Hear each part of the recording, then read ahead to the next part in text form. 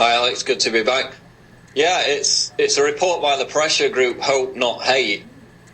Concerns a French intelligence plot to assassinate the Muslim hate preacher, the hook-handed cleric Abu Hamza.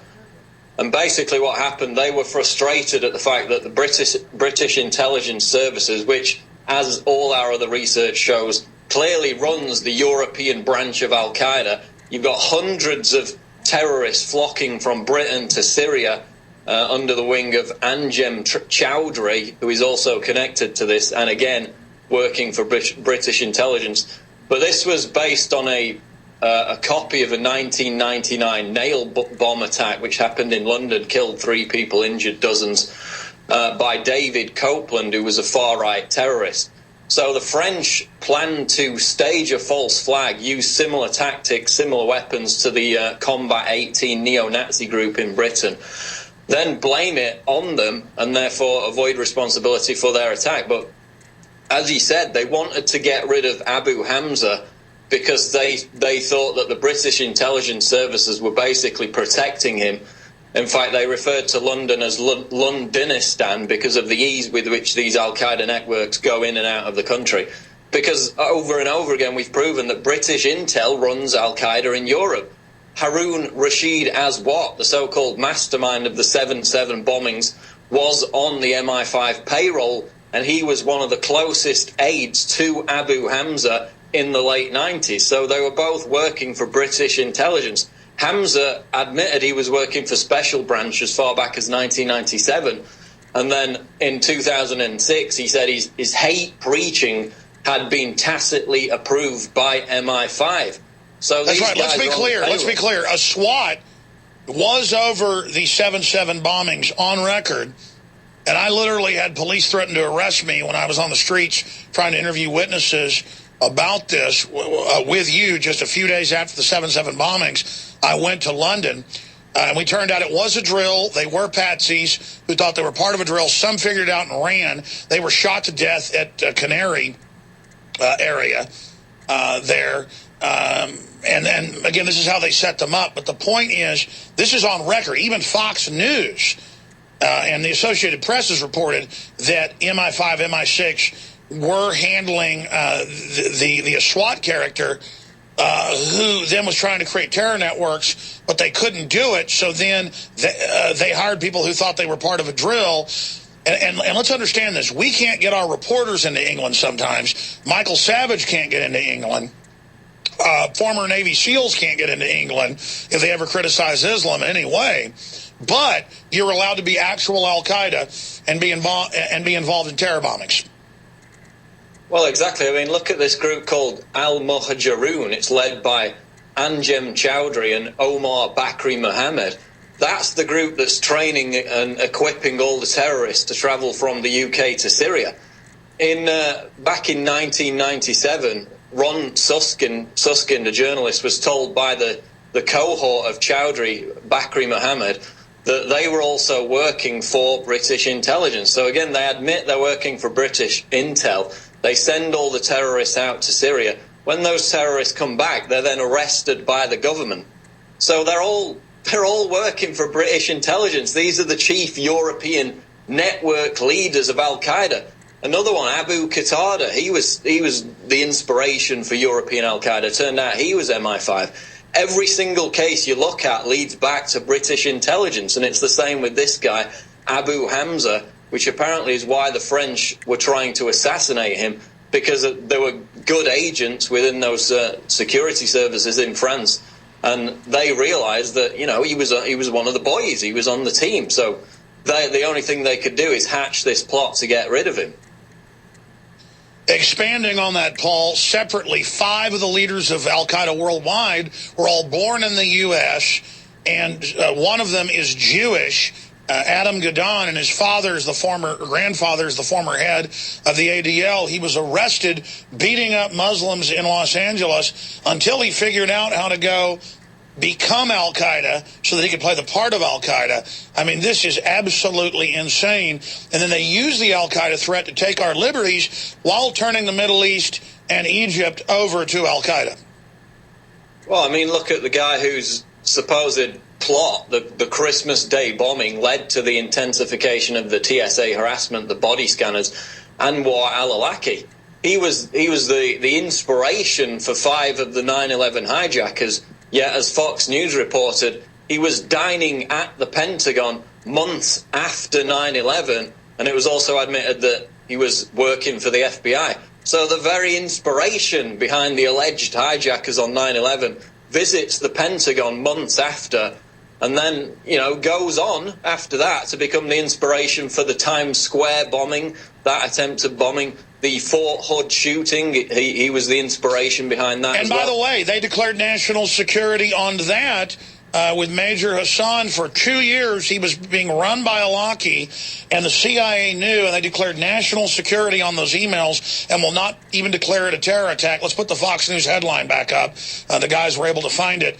Exclusive. Al-Qaeda leader dined at the Pentagon just months after 9/11. That's actually not an exclusive. We actually broke that, ladies and gentlemen. But the whole issue is that even when I mention that now on national TV or radio, they laugh and say I'm a liar. The number 2 guy in Al-Qaeda, who I predicted they would fake kill, claimed they killed him in a drone strike. Totally made up, folks. He's had a nose job, beard's cut off. He's in probably Hawaii right now with 15 mistresses, at a topless bar. Literally, ladies, it's just like the 9/11 hijackers. Totally set up, double, triple agents, bare minimum, triple crossed right there. But the issue is this is an intelligence op, and why do they do it? To take our liberties, Paul. This is incredible. And they also do it to kind of racket up this racial strife, both in the US and Britain, because you remember the Woolwich attacks, the killing of Lee Rigby. Well, it turned out that the culprit of that was, again, a protege of Anjem Choudhury, who is the guy which, according to this report, his group has become the single biggest gateway to terrorism in recent history. Yet his cohort admitted before 7/7 that his group was working with and with the approval of MI5, the biggest gateway to terrorism in British history, and they're working hand in hand with MI5. Good job, Paul, and I want to give credit where credit's due. I thought we were the first English-speaking group to put this out. The Huffington Post actually had it, but I'm glad you've done a report on it, pointing out the background. French security services plan to assassinate Abu Hamza.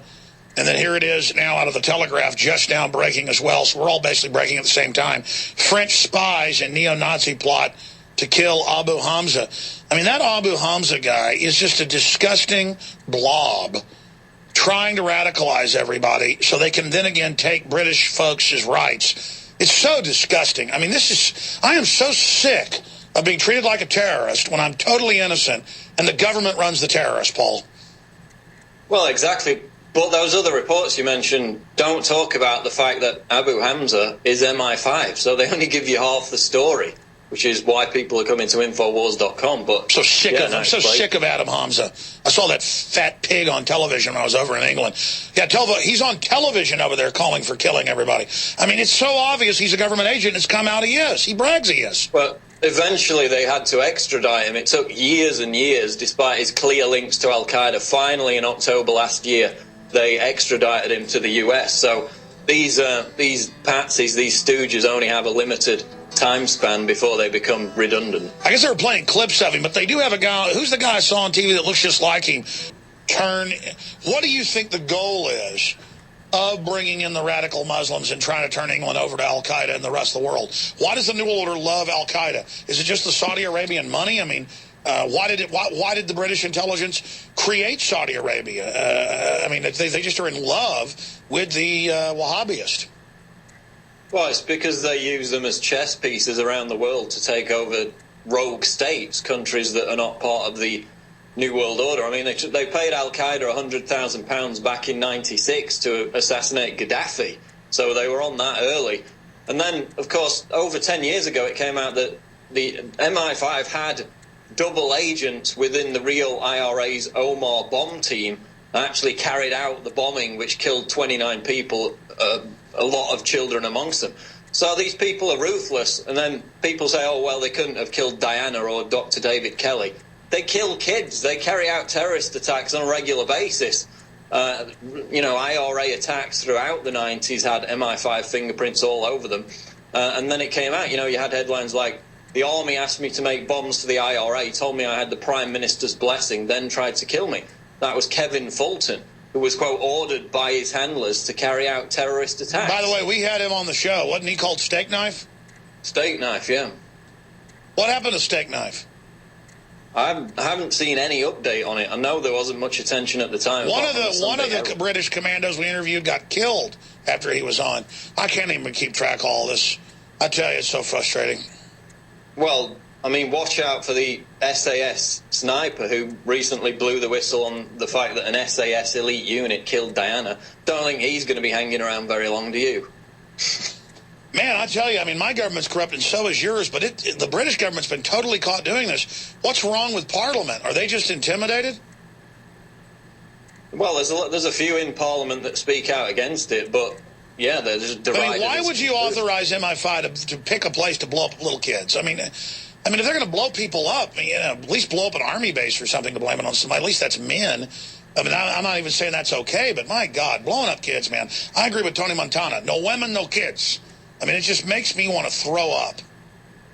Well, their excuse was they didn't want their double agent to have his cover blown. So if you think that's worth killing 29 people for, then, not a very reasonable argument, is it? Well, I mean, it shows how Oklahoma City, they picked it because of a daycare. McVeigh threw a fit. This has been confirmed. He was willing to blow up a federal building to go after the right wing, but not kill kids. So they just set him up.